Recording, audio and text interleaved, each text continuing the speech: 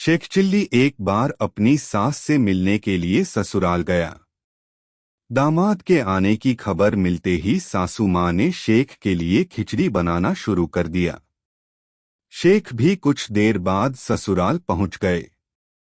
वहां पहुंचते ही सासू से मिलने के लिए शेख सीधे रसोई में चला गया। सास से बातें करते हुए अचानक शेख चिल्ली का हाथ ऊपर लगा और घी से भरा एक डब्बा सीधे खिचड़ी पर गिर गया। सास को काफी गुस्सा आया, लेकिन दामाद पर वो गुस्सा नहीं कर पाई। गुस्से को दबाकर शेख चिल्ली को उसकी सासू माँ ने प्यार से खिचड़ी खिलाई। उसे खाते ही शेख खिचड़ी के दीवाने हो गए, क्योंकि पूरा एक डब्बा घी गिरने के कारण खिचड़ी और स्वादिष्ट हो गई थी। शेख ने सासू से कहा कि इसका स्वाद मुझे काफी पसंद आया है। आप मुझे इसका नाम बता दीजिए ताकि मैं भी घर जाकर इसे बनाकर खाऊं। शेख चिल्ली को उसकी सासू माँ ने बताया कि इसे खिचड़ी कहते हैं। शेख ने कभी खिचड़ी शब्द नहीं सुना था। वो ससुराल से अपने घर की ओर जाते हुए इस शब्द को बार बार दोहराने लगा ताकि नाम भूल न जाए। खिचड़ी खिचड़ी खिचड़ी कहते हुए शेख चिल्ली अपने ससुराल से थोड़ा आगे ही बढ़ा था कि वो किसी जगह पर कुछ देर के लिए रुका। इस दौरान शेख खिचड़ी का नाम रटना भूल गया। जैसे ही उसे याद आया तो वो खिचड़ी को खाचड़ी खाचड़ी कहने लगा। इस शब्द को रटते हुए शेख चिल्ली रास्ते पर आगे बढ़ा। कुछ दूरी पर एक किसान अपनी फसल को चिड़िया से बचाने के लिए उड़चिड़ी उड़चिड़ी कह रहा था।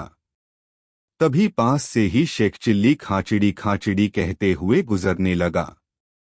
यह सुनकर किसान को गुस्सा आ गया। उसने दौड़कर शेख चिल्ली को पकड़ा और कहा कि मैं यहाँ चिड़िया से फसल बचा रहा हूँ, उन्हें उड़ाने की कोशिश में लगा हूँ, लेकिन तू मेरी फसल को खाचिड़ी खाचिड़ी कह रहा है। तुझे उड़चिड़ी कहना चाहिए। अब तू सिर्फ उड़चिड़ी कहेगा। अब शेख चिल्ली आगे चलते हुए किसान की बात सुनकर उड़चिड़ी उड़चिड़ी ही कहने लगा। उस शब्द को रटते हुए वो एक तालाब के पास पहुंचा। वहां एक आदमी काफी देर से मछली पकड़ने की कोशिश कर रहा था। उसने शेख चिल्ली को उड़चिड़ी उड़चिड़ी रटते हुए सुन लिया।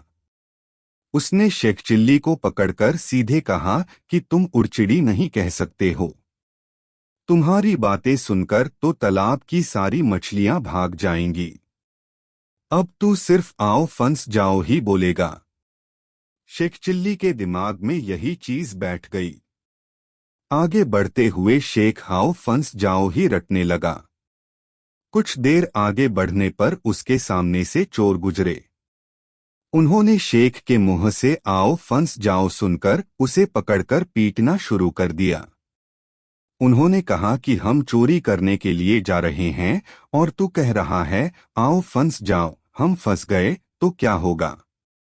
अब से तू सिर्फ यही कहेगा आओ रख जाओ। पिटाई होने के बाद शेख चिल्ली आओ रख जाओ कहते हुए आगे बढ़ना लगा। उस वक्त रास्ते में शमशान पड़ा। वहां लोग मृत आदमी को लेकर आए थे। आओ रख जाओ सुनकर उन सभी को बुरा लगा। उन्होंने कहा, अरे भाई तू ये क्या बोल रहा है?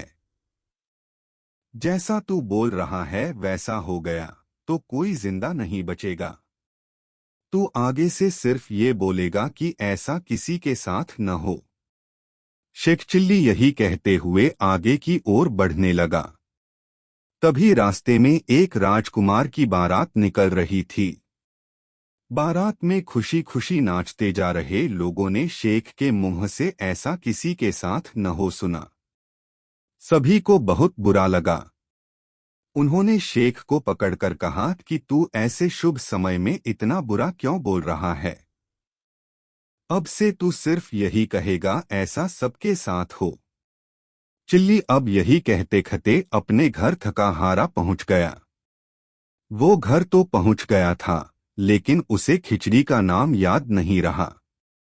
कुछ देर आराम करने के बाद उसने अपनी पत्नी को कहा कि आज तुम्हारी माँ ने मुझे खूब स्वादिष्ट चीज खिलाई।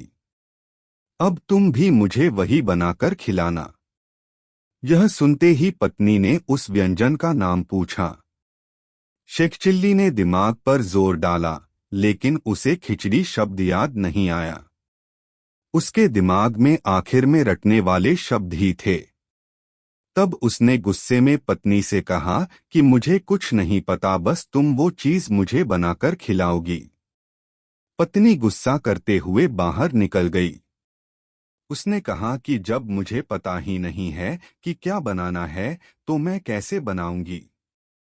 उसके पीछे पीछे शेखचिल्ली भी चलने लगा।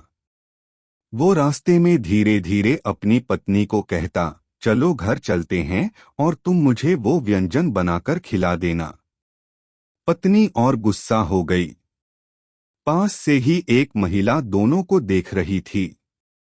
शेख को धीमी आवाज में पत्नी से बात करते देख उस महिला ने शेख से पूछा कि क्या हुआ है, तुम दोनों यहाँ रास्ते पर खड़े होकर क्या खिचड़ी पका रहे हो। जैसे ही शेखचिल्ली ने खिचड़ी शब्द सुना उसे याद आ गया कि सासू माँ ने भी व्यंजन का यही नाम बताया था। उसने उसी समय अपनी पत्नी को बताया कि उस व्यंजन का नाम खिचड़ी है।